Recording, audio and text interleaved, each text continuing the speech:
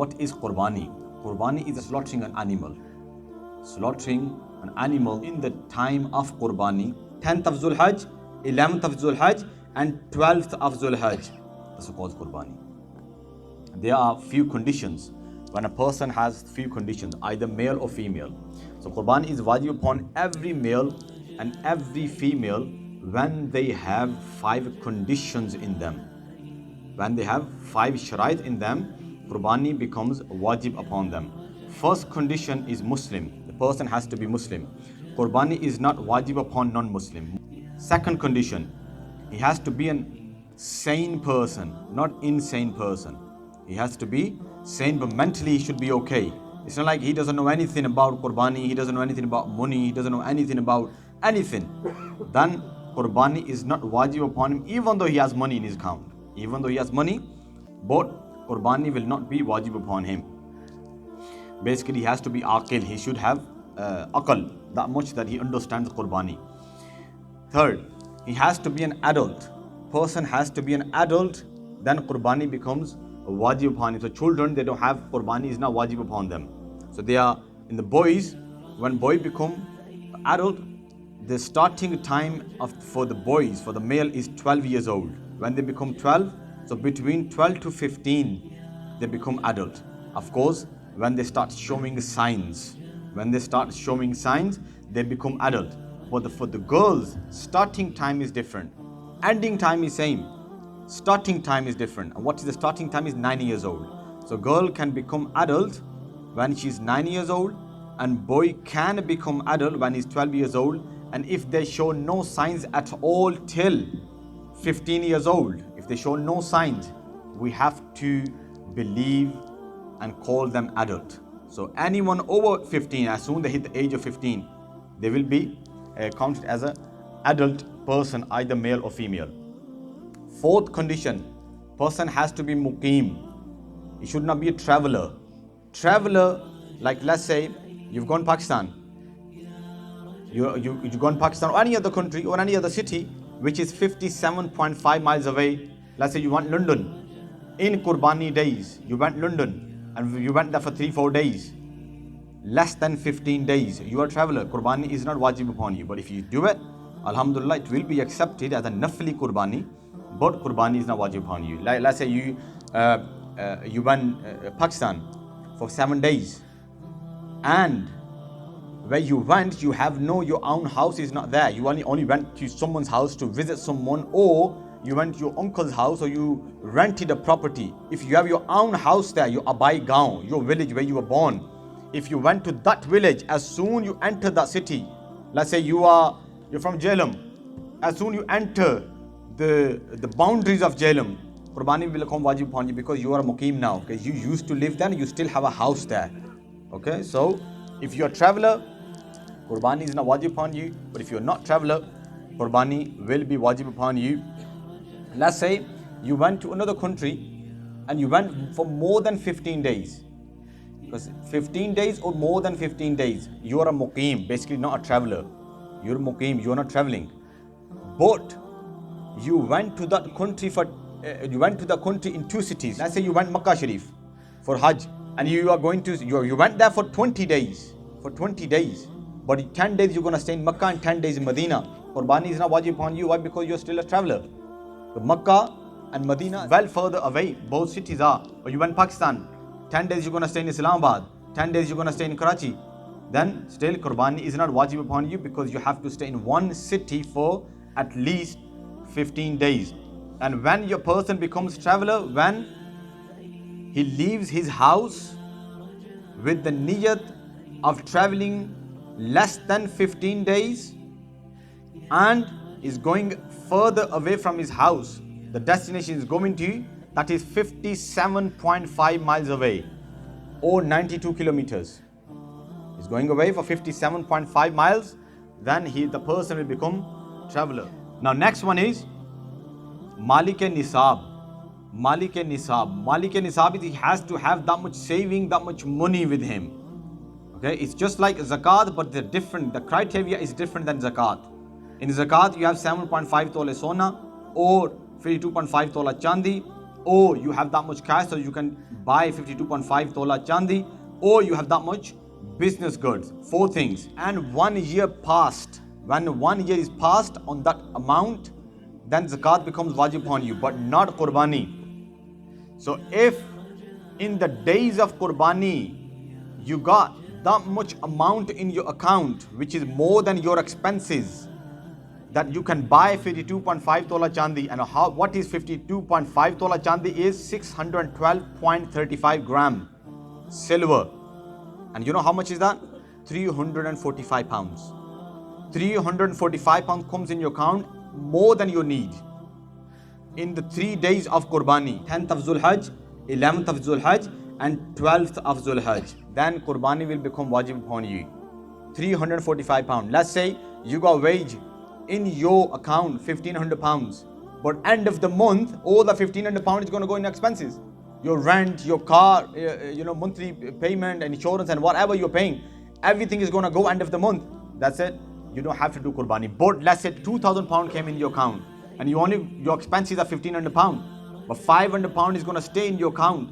Qurbani is wajib upon you.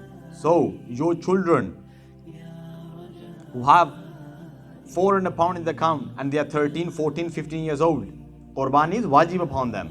So don't think Qurbani is not wajib upon them. For you, maybe they're babies. They are adult. Islam says they are adult. Right? So if they have like Eid or something, 400 pounds, Qurbani will become wajib upon them as well. Anything which is more than your possession, not just money. Anything which is more than is in your possession and more than your need. If you have 2 houses, you're living in one house, but one house is on rent, Qurbani is wajib upon you. In this case, zakat is not wajib upon you, but Qurbani is wajib upon you. Anything, any possession, anything you have in your possession, no matter what kind of thing that is, and it's more than your need, and it's more than 345 pounds, Qurbani will become wajib upon you. You only need 1 phone. Second phone, you don't need second phone. Or 1 phone for company, 1 for home. And third phone, you don't need third phone, and it is more than 345 pounds. Qurbani is wajib upon you. You got 1 land here where you are living, the house, and 1 land in Pakistan. It's not a house, but it's just a land. Qurbani is wajib upon you. Or 2 houses here, 1 house you're living, 1 is on rent. Qurbani is wajib upon you. You only need 1 laptop, but you got 2 laptops without reason. Qurbani is wajib upon you if it's more than 345 pounds. Shoes, clothes. You're living in a house and it's a 10-bedroom house. You only need 3 bedrooms. 7 bedrooms are locked. Qurbani is wajib upon you, Sharia says. Anything which is more than your need, Qurbani will become wajib upon you. Committee. Some people got BC, some people got committee. You giving committee to the person, the committee house, wherever you're giving. And you calculate, if you have given to those people 400 pounds, more than 345 pounds, they got, because that's your money. You are saving. As soon they got 345 pounds there, in those 3 days of Qurbani become wajib upon you. Okay, so you are going to do all this plus and minus as well. You owe money to someone. Let's say you got 500 pounds in your account in those 3 days of Qurbani, but you owe someone 1,000 pounds. Qurbani is wajib upon you? No, because you need to give them. Again, I talk about in detail about loans. 2 kind of loans, contracted and non-contracted loan. Miyadi qarza or ghair miyadi qarza. Jahan pe miyad na ho, jahan pe miyad ho. Contracted loan, when you contract, you got some building society, bank or something, you got a loan from that company that where this is contracted. We are not going to ask you for next 5 years, give us loan back. That loan is not going to deduct from your money of the Qurbani money or zakat money. But if you got loan from some individual, like from your sister, from your mother, from your father, from your brother or any friend, Sharia says anytime he can come back. Even though he said to you, I'll come back after 1 year, he said if he comes back tomorrow, you'll have to give the money back. So contracted loans is not going to be deducted from your money. Non-contracted loan will be deducting from your Qurbani money. Same goes with the committee people as well. They have already paid you the committee. You owe them money now, 1,000 pounds. Every month you're giving them back. You have to deduct that money. Whatever committee already they have given you, basically now you owe all those people that money. Now, when Qurbani is wajib, I'm talking about those 3 days. All these conditions what I mentioned, 5 conditions. First, have to be Muslim, have to be sane, have to be adult, have to be muqim, not a traveler. And then the 5th one was, You have to be a Malik Nisab, have that much money in your account. All these 5 conditions have to be present in 3 days: 10th of Zulhajj, 11th of Zulhajj, and 12th of Zulhajj. Let's say he had like 2,000, 5,000 pounds in his account 9th of Zulhajj. But just before 10th of Zulhajj, he got bankrupted or something happened, so he gave money, he bought something, nothing left. All those 3 days, Qurbani is not wajib upon him. Why? Because these 5 sharait conditions have to be present in 3 days: 10th of Zulhajj, 11th of Zulhajj, and 12th of Zulhajj. So after 10th of Zulhajj, the Eid day, 10th of Zulhajj of Sahri, after Sahri, and before 12th of Zulhajj Maghrib, if these conditions are there, Qurbani will be wajib upon you. You can do Qurbani in either of the 3 days. Either of these 3 days: 10th of Zulhajj, 11th of Zulhajj, 12th of Zulhajj. You don't have to do it like straight away on 10th of Zulhajj. So you can do Qurbani on any time of these 3 days, because all these 3 days are for Qurbani. But first day is more sawab, second day is less, and third day is less than the first one. But there are few conditions now let me talk about. Be careful about one thing when you are doing Qurbani in this country. I heard few masail that when you are doing Qurbani, some people they want gosh, the Qurbani gosh, they want to see. And then what the slaughterhouse, the person says, halal shop person says, yeah, soon you read Namaz, come and take out your Qurbani. It's going to be in a box. Your meat is going to be. When did you do Qurbani? You had like 20 Qurbanis in your slaughterhouse. How did you do it? So most likely you didn't like night before Eid. You must not do Qurbani until at least in that city one masjid has read Eid Namaz. If the one masjid, any masjid, not you read Namaz, it got nothing to do with you reading Namaz. At least that city, any masjid have read one Namaz, one Eid Namaz is done. Not anyone in anywhere in the city you can do Qurbani.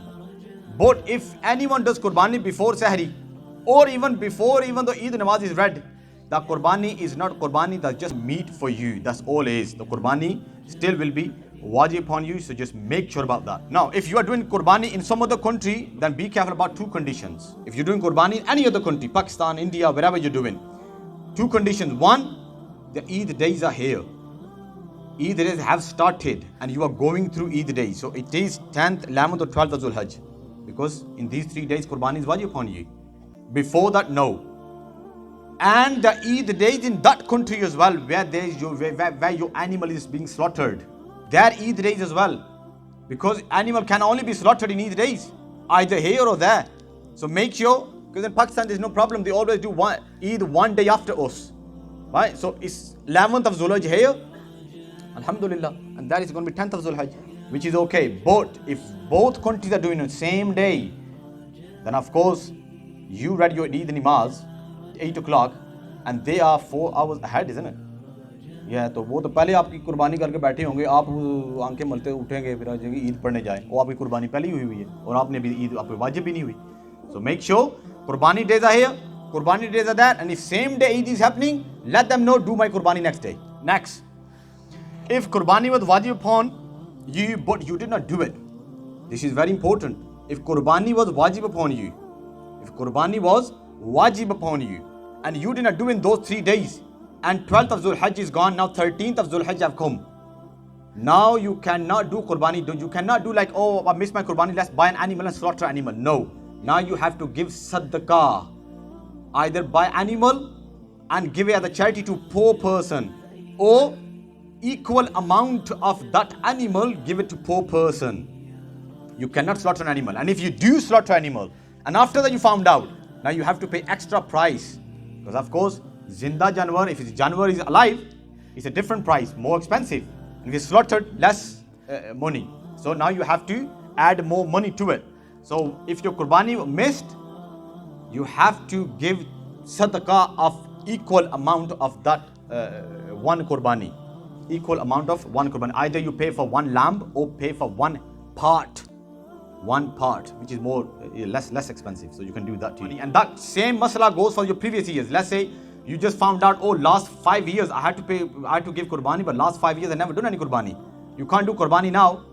You have to give of last 5 years that much amount so that you could buy an animal every 5 years.